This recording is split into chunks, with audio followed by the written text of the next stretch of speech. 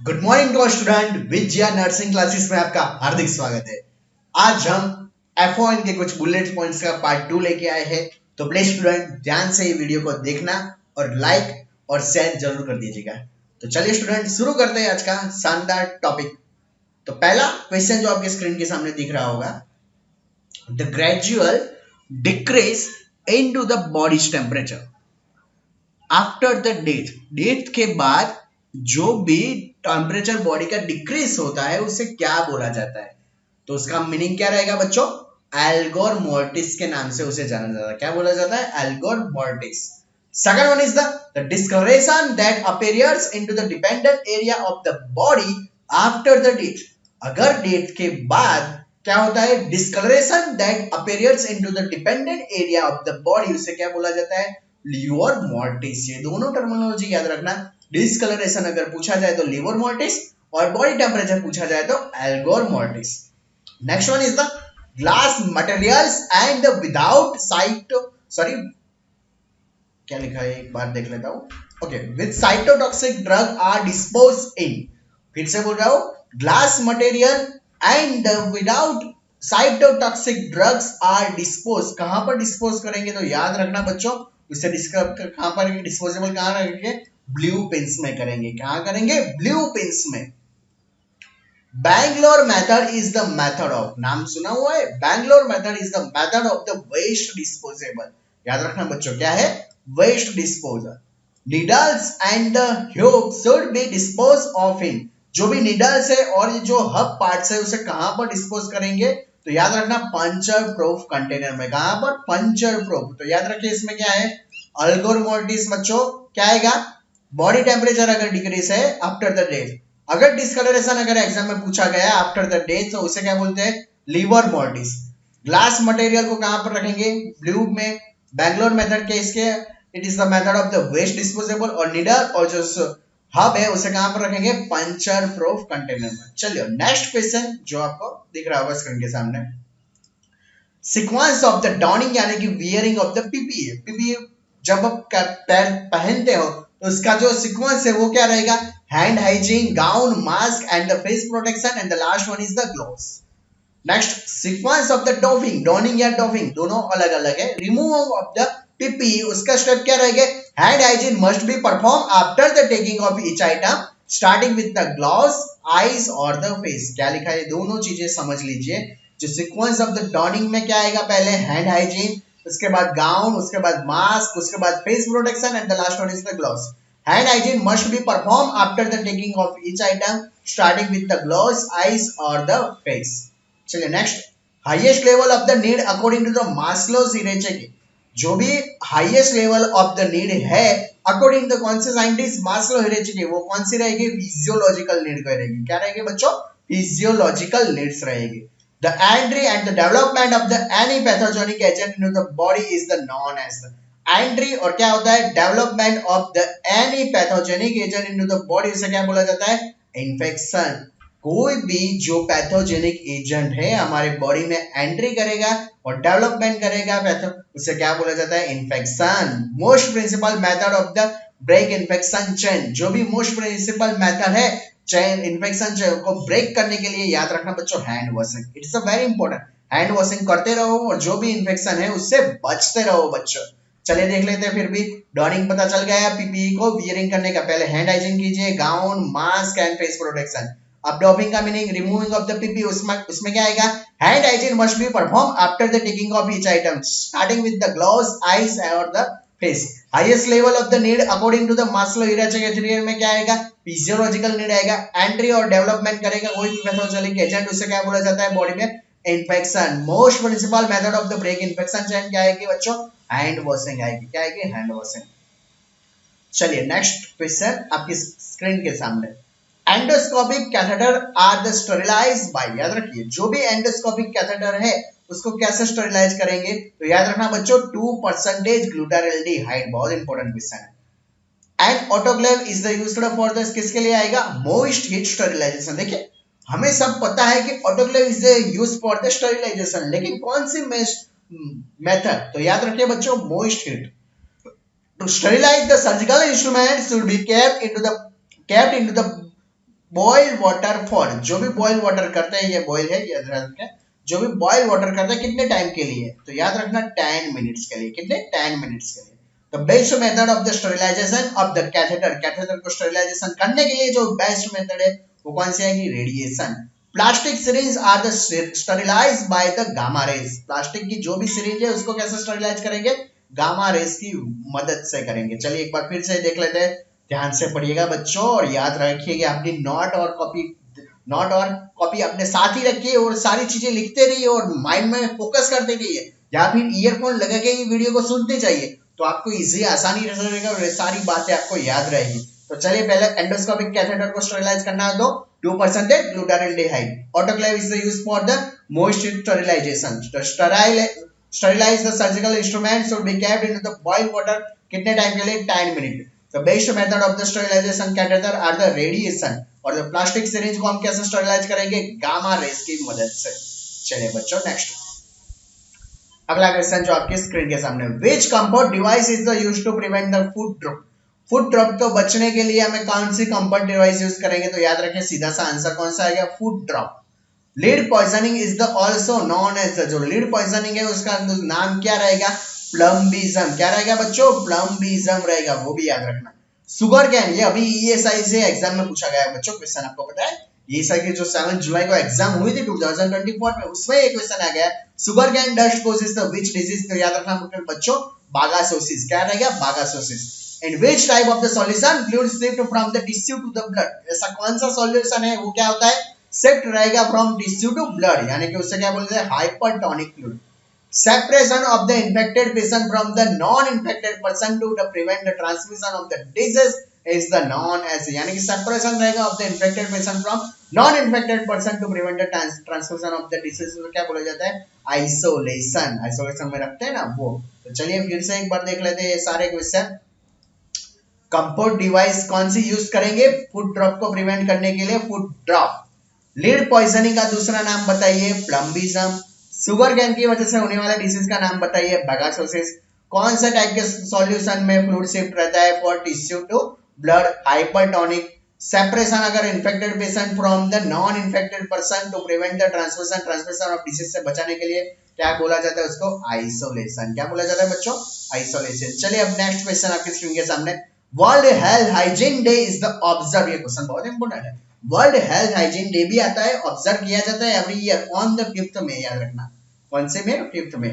The most important aspect of the hand washing is the most important aspect क्या रहेगी, friction is the very important. Next, in communication process the person wishes the convey the message to another, एक message यानी कि convey करेगा तो उसका नाम क्या रहेगा, सेंडर, जैसे मैसेज भेजते हैं ना वो।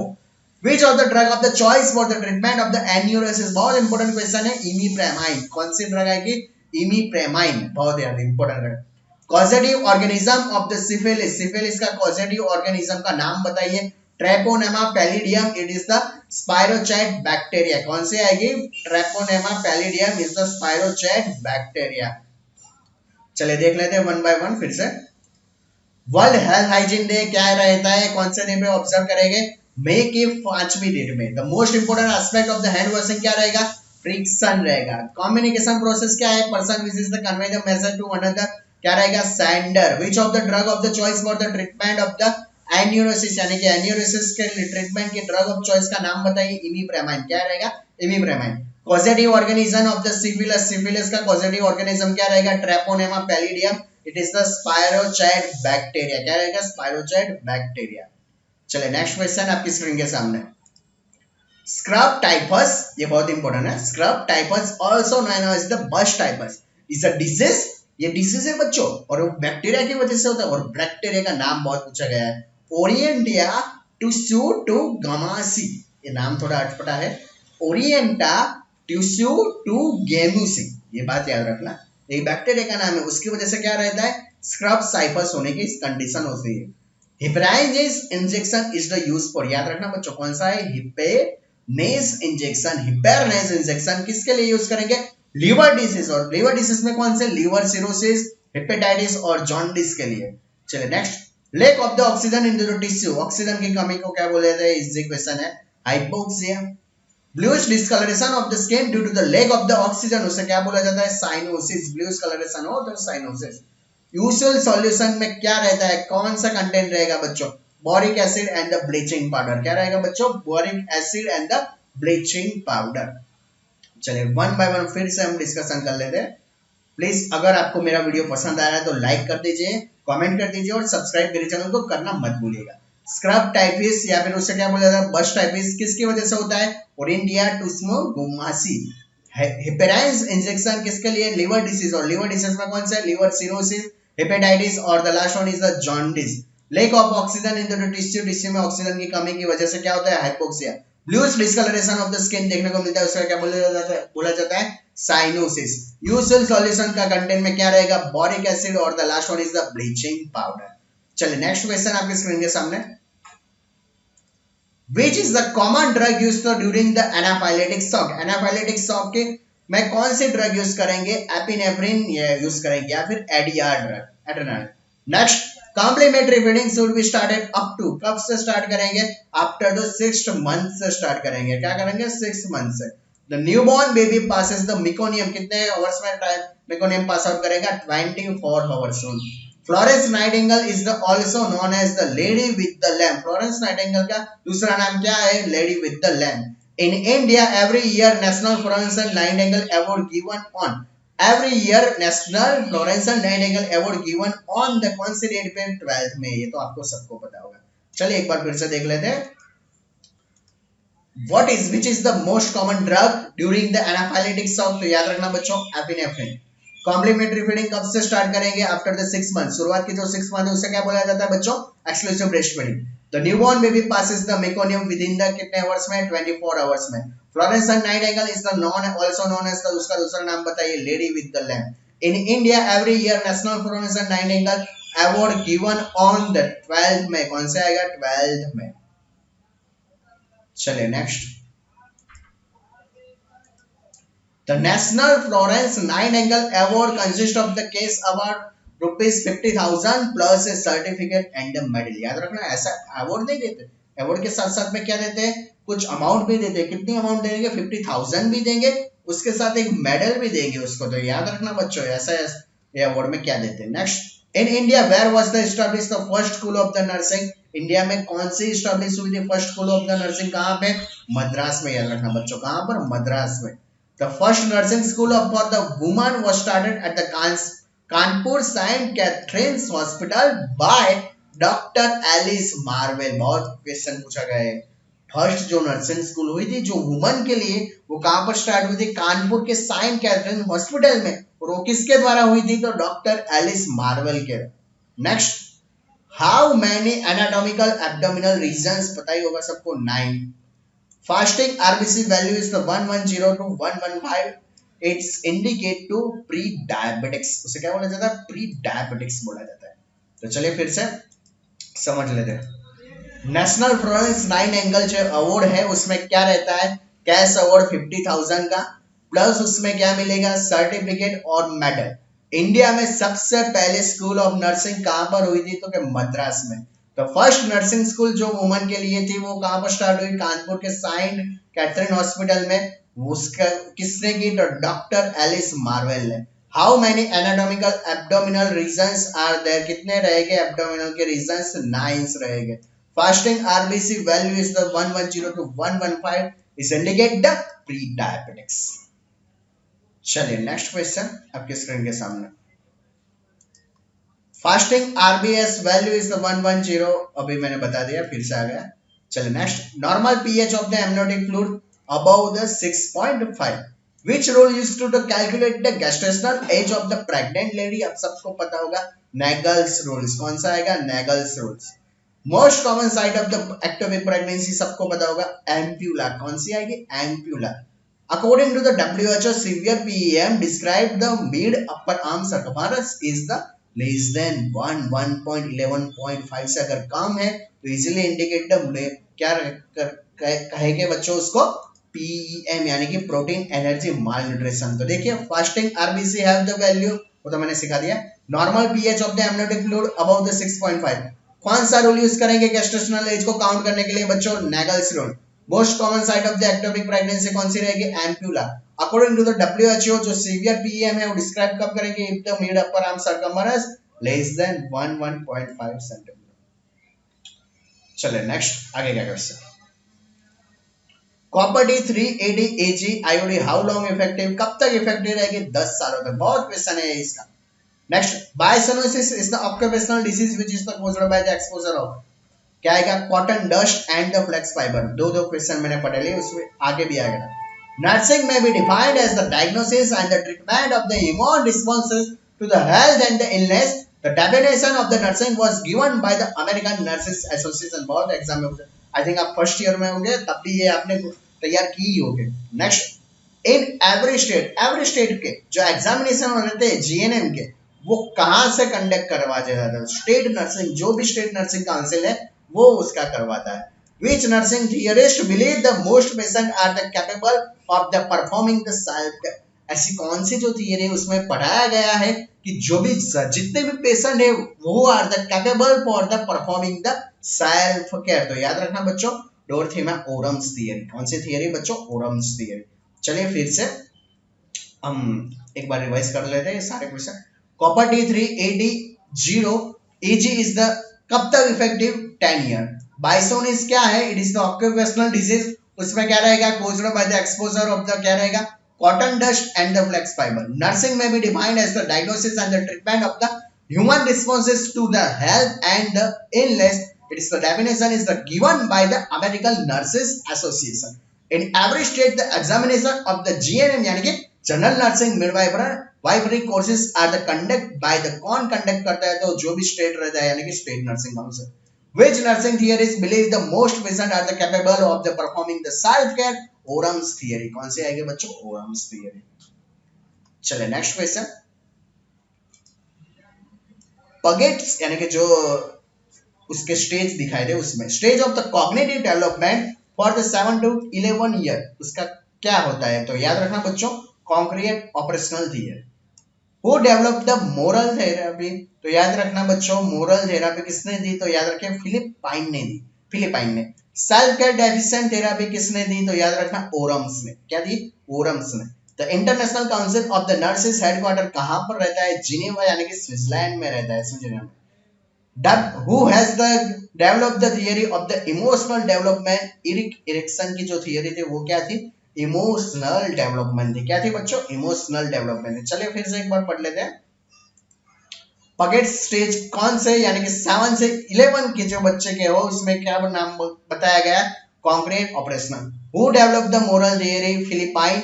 सेल्फ केयर की किसने दी बच्चों? तो के ओरम्स ने। आईसीएन यानी कि international council of the nurses का हेडक्वार्टर कहां पर रहता है? तो याद रखें बच्चों, जिनेवा यानी कि स्विट्जरलैंड में। Who has developed the theory of the emotional development यानी कि इमोशनल डेवलपमेंट की जो थियरी है उस किसने दी? एरिक इरिक्सन ने दी। क्या दी? किसने दी? एरिक इरिक्सन ने। चलिए next question. In a working with the patient, when it is the best time to prepare the patient for the termination phase? तो याद रखना बच्चों, वर्किंग फेज। कौन सा फेज? वर्किंग फेज यानी कि working with the patient when is the best time to prepare the patient for the termination phase यानी कि टर्मिनेशन फेज के दौरान। Next, while the recording the intake output, nurses has to consider the insensible water loss from the human body and the normal is the 800 ml. The hormone that help into the maintain the fluid balance, कौन सा hormone fluid balance को maintain करेगा? ADH। Ideal solution for the replacement of the intravascular volume, it is the isotonic solution। चलिए एक बार फिर से पढ़ लेते हैं सारे क्वेश्चन, बहुत इंपॉर्टेंट है। देखिए, in working with the patient, patient के साथ वर्क करोगे, when it is the best time to prepare the patient for the termination, termination phase में कौन सा रहेगा? तो वेरी इंपॉर्टेंट, वर्किंग फेज। जब भी हम इनटेक आउटपुट करते हैं तो nurses has to consider the insensible water loss from the human body, और वो कितना रहेगा? Normal 800। The hormone that help to maintain the fluid balance, जो भी फ्लूइड बैलेंस को मेंटेन करने वाला हार्मोन का नाम बताइए? Anti diuretic hormone. Ideal solution of the replacement of the intravascular volume, उसे क्या बोला जाता है? Isotonic solution. कौन सा रहेगा बच्चों? Isotonic solution. चलिए नेक्स्ट क्वेश्चन आपकी स्क्रीन के सामने। Most common cation present into the ICF intracellular, याद रखिए बच्चों, पोटेशियम। कौन सा रहेगा? Potassium. Generalize oedema is called as the anasarca, ये क्वेश्चन बहुत इंपॉर्टेंट है। जो जनरलाइज एडिमा उससे क्या बोला जाता है? Anasarca. Best method to check the fluid replacement into the adult, adult में अगर हमें फ्लूइड रिप्लेसमेंट चेक करना है तो वो कौन सी रहेगी? Urine output. The major role into the maintaining the fluid balance into the body is the performed by the kidneys, याद रखना, major role in the maintaining the fluid balance. 1 ounce is the equal to 30 ml, 1 ounce is the equal to कितना रहेगा बच्चों? याद रखना बच्चों, 30 ml। तो फिर से ये इसमें भी बहुत इंपॉर्टेंट क्वेश्चन है, देख लेते हैं। मोस्ट कॉमन कैटायन प्रेजेंट रहेगा ICF में, कौन सा रहेगा बच्चों? पोटेशियम। जनरलाइज एडिमा को क्या बोला जाता है? Anasarca. Best method to check the fluid replacement in adult urine output. Major role into the maintaining the fluid balance into the body performed by the kidneys. 1 ounce is the equal to 30 ml. चलिए अब बच्चों next. The normal prothrombin time is the 12 to 16 second. Only 20 to 16 second. Which of the parameter is the monitored during the heparin therapy? याद रखना, heparin therapy के दौरान हम क्या ध्यान रखेंगे? APTT यानी कि activated partial thromboplastin time. During warfarin therapy, which parameter should be monitored? तो during warfarin therapy के दौरान PTINR यानी कि prothrombin time international normalized ratio. Which chemical used for the testing of the HB? तो कौन सा आएगा? Sodium hydroxide. कौन सा आएगा? Sodium hydroxide. Visual inspection by the acetic acid is the diagnostic test for the cervical cancer. Visual inspection by the acetic acid is the diagnostic test किसके लिए रहेगा? cervical cancer का। चलिए देखिए, the normal prothrombin time is the कितना आएगा? 12 से 16 second. कौन सा पैरामीटर मॉनिटर करेंगे हेपेरिन थेरेपी के दौरान? तो याद रखिए बच्चों, APTT activated partial thromboplastin time. Warfarin therapy अब जब देंगे तो कौन सा पैरामीटर मॉनिटर करेंगे? PTINR, prothrombin time the international normalised ratio. Which chemical, कौन सा केमिकल यूज करेंगे for the testing of the HB यानी कि HB को यूज करेंगे तो sodium hydroxide. Visual inspection by the acetic acid is the diagnostic test for the किसके लिए आएगा? Cervical cancer. चलिए नेक्स्ट क्वेश्चन आपके स्क्रीन के सामने आएगा। Vomiting, prolonged gastric suctioning, Cushing syndrome, hyperaldosteronism may be lead to the, उसकी वजह से मेटाबॉलिक अल्कोसिस। वॉमिटिंग आ जाती है, गैस्ट्रिक सक्सेनिंग, क्यूसिंग सिंड्रोम, हाइपरअल्डोस्टेरोनिज्म, तो उसकी वजह से metabolic अल्को। Which is the preferred the gauge cannula for the blood transfusion? blood transfusion के लिए कौन सी? 18 की। The main intracellular cation is the कौन सा रहेगा? Potassium. The increase the sensible and the insensible water loss leads to the hypernatremia, यानी कि ज्यादा लॉस होता है वाटर का, तो इसे क्या बोलते हैं? Removal of the metabolic waste like the feces, urine, sweat through the lungs, skin, rectum and the bladder, उसे क्या बोला जाता है? Elimination। जो भी हमारे बॉडी से बाहर निकलता है इसे क्या बोलते हैं बच्चों? Elimination। तो फिर से vomiting and the prolonged gastric suctioning, Cushing syndrome, hyperaldosteronism is the called as a metabolic alkalosis. Which is the preferred gauge cannula for the blood transfusion? 18 gauge. The main intracellular cation कौन सा रहेगा? Potassium. Increase the sensible and the insensible water loss lead to the यानी कि water का बढ़ जाना hypernatremia. Removal of the metabolic wastes like feces, urine, sweat through the lungs, skin, rectum and the bladder is the known as the elimination. तो I think आपको पता चल गया होगा। तो प्लीज अगर मेरा लेक्चर अच्छा लग रहा है तो प्लीज लाइक कर दीजिए, शेयर कीजिए और कमेंट भी जरूर कर दीजिएगा। और हाँ, अगर अभी तक आपने मेरे चैनल को सब्सक्राइब नहीं किया तो मेरे चैनल को सब्सक्राइब भी जरूर करिएगा बच्चों। चलिए अब सीधे से आंसर आएंगे तो प्लीज कोऑपरेट कीजिएगा। चलिए next. Which of the assessment for the fluid status? तो याद रखना बच्चों, बेस्ट असेसमेंट फ्लूइड स्टेटस के लिए कौन सा रहेगा? Daily wait. Which drug should be used to for the raising the syringe before the taking the blood sample for the ABG analysis? यानी कि कौन सी सिरिंज को हम ऐसा यूज करेंगे किसके लिए? Before the taking the blood sample of the ABG analysis. Allen test should be performed before the taking the ABG sample and the arterial blood gas analysis report shown that decrease the bicarbonate level and the pH value denote the metabolic acidosis. तो याद रहे, आप फिर से समझ जाता हूँ। Which of the best assessment for the fluid status? Daily weight check कीजिएगा। कौन सी ड्रग शुड भी यूज करेंगे for the raising the syringe before the taking the blood sample for the ABG analysis। तो उसमें क्या रहेगा, हेपेरिन। एक मिनट, इस क्वेश्चन में थोड़ा सा डाउट है। Which drug should be used for the raising the syringe before the taking the blood? Okay, ये छोड़ दीजिएगा आप, इसका मैं रहने देता हूँ, नेक्स्ट लेक्चर में एक्सप्लेन कर दूंगा। Allen test should be performed before the taking the ABG sample।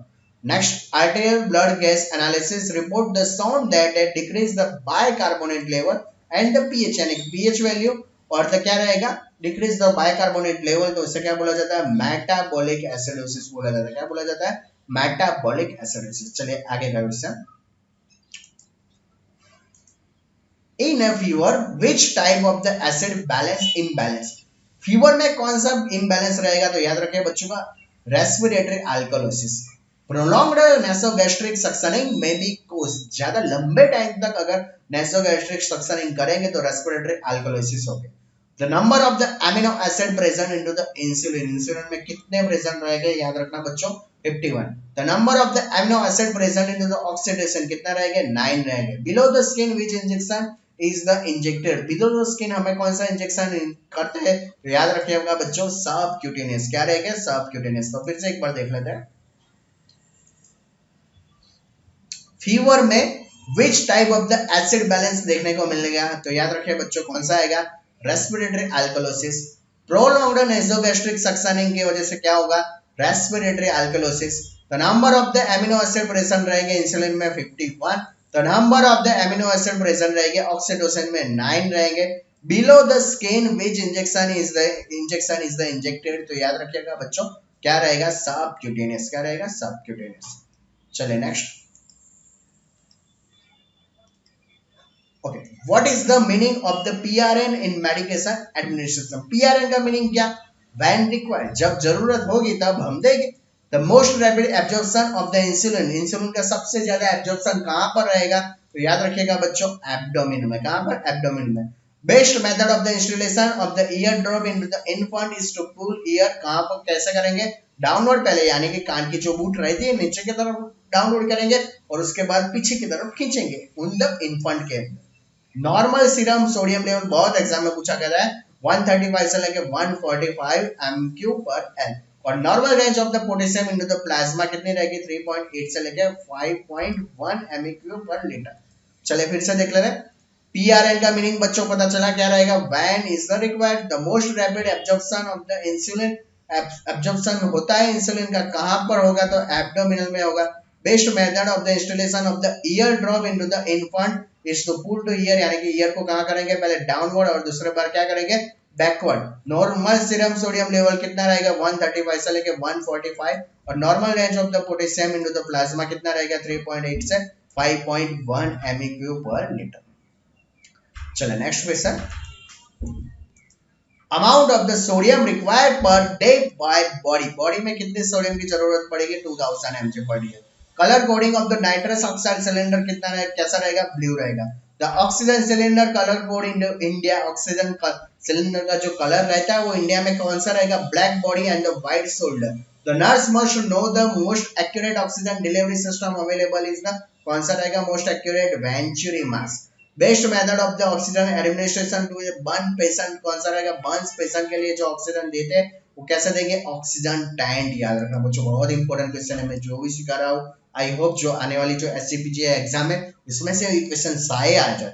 तो प्लीज ये वीडियो को आप ज्यादा से ज्यादा शेयर कीजिए क्योंकि ये बुलेट पॉइंट बहुत इंपॉर्टेंट है। चलिए फिर से देख लेते हैं। अमाउंट ऑफ द सोडियम कितनी जरूरी है हमारी बॉडी में, तो याद रखिए 2000। Colour coding nitrous oxide cylinder का क्या रहेगा, ब्लू रहेगा बच्चों। The oxygen cylinder colour code into the India, black body और व्हाइट शोल्डर आपने देखा ही होगा। The nurse must know the most accurate oxygen delivery system available कहां पर, यानी कि कौन सा बेस्ट मेथड रहेगा, venturi mask. Best method of the oxygen administration to a burn patient, burn patient में हम जो ऑक्सीजन एडमिनिस्ट्रेशन करेंगे वो कैसे करेंगे, ऑक्सीजन टैंक की मदद से। चलिए नेक्स्ट क्वेश्चन।